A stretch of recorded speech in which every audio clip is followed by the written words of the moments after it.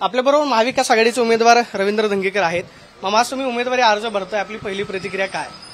आज बघा, सगळ्यात लोकसभा ही मोठी निवडणूक आहे. माझी सर्वसामान्य कार्यकर्त्याची ही 10वी निवडणूक आहे. 6 महानगरपालिका, 3 विधानसभा, आज लोकसभेची निवडणूक लढवत आहे.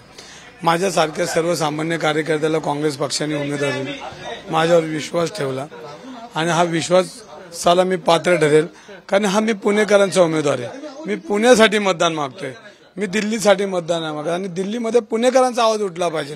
गेली 10 वर्ष भारतीय जनता पार्टीचे जे खासदार होते यांनी पुण्यासाठी काय पुणेकरांचा आवाज उठवला, हा महत्वाचा भाग आहे. आणि मी पुणेकरांचा उमेदवार आहे, सर्वसामान्य कार्यकर्ता आहे आणि हा कार्यकर्त्याच्या पाठीशी पुणेकर उभे राहतील, हा माझा पूर्णपणे विश्वास आहे.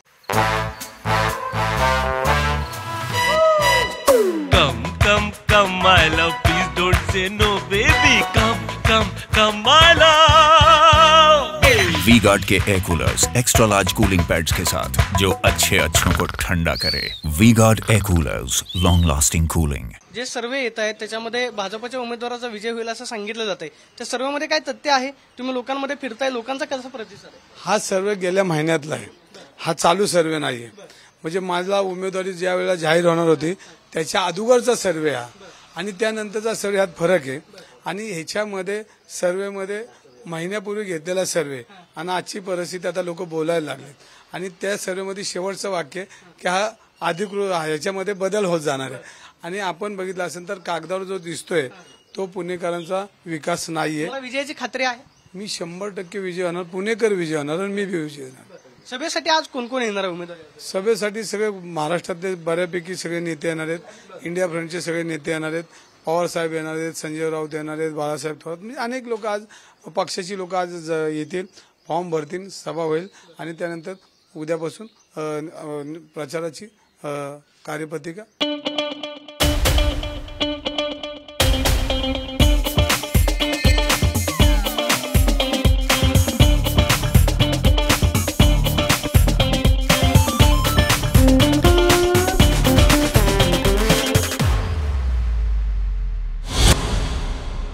एकीकडे MIMचे उमेदवार अर्ज भरणार आहेत, दुसरीकडे वंचितकडून वसंत मोरे निवडणूक लढवत आहेत. महाविकास आघाडीला तुमच्याच मतांचा फटका बसेल आणि भाजपचा फायदा होईल असं तुम्हाला वाटतं? आज फॉर्म भरतील, जेव्हा माघारी घेते माघारपर्यंत आपण थांबूया आणि माघार नंतर मी बोलायला सुरुवात करतो. कारण ह्या सगळ्या गोष्टी मी 10 वर्ष माझ्या 30 वर्षाच्या राजकारणात सगळ्यांना जवळून बघितलंय.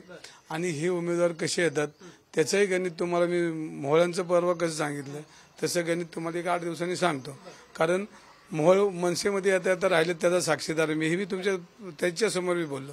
त्यामुळे हे 2 उमेदवार काय बोलणार आहे ते मी काय बोलणार हे एक 8 दिवसांनी एकदा माघारीचा कार्यक्रम चालू झाला की मी सांगतो तुम्हाला. शेवटचा प्रश्न, आज मुख्यमंत्री एकनाथ शिंदे, उपमुख्यमंत्री देवेंद्र फडणवीस पुण्यामध्ये आहेत.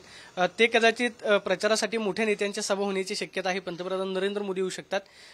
सभांचा काय परिणाम पाहायला मिळेल? सातत्यानं सांगितलं जाते की नाही मोदींचा करिश्मा अजूनही आहे, हवा कमी झालेली नाही, त्याचा परिणाम निवडणुकीमध्ये पाहायला मिळेल. सगळ्यात महत्वाचं म्हणजे ज्यांनी भारतीय जनता पार्टीची नवनीत राणांना खासदारकीची उमेदवारी दिली त्यांनी मागच्या 3 दिवसापूर्वी काय सांगितलं हेच खरोखर आहे. ती मोदींची हवा संपलेली आहे. ती मी नाही सांगत, त्यांचे खासदार सांगतात. तर तीच हवा तशीच आहे, ते खरं बोलले या वेळेला. आज उमेदवारी अर्ज भरताय आणि विजय निश्चित आहे. हो, पुणेकरांचा उमेदवार आहे, पुणेकरांचा विजय होणार आहे. आपण पाहतोय की रवींद्र धंगेकर सांगतायत पुणेकरांचा उमेदवार आहे आणि पुणेकरांचा विजय होणार अशी प्रतिक्रिया रवींद्र धंगेकरांनी दिल्याचं पाहायला मिळते. Camera person Abhijit Pisesoni, Pradeep Kapse, TV9 Marathi, Pune.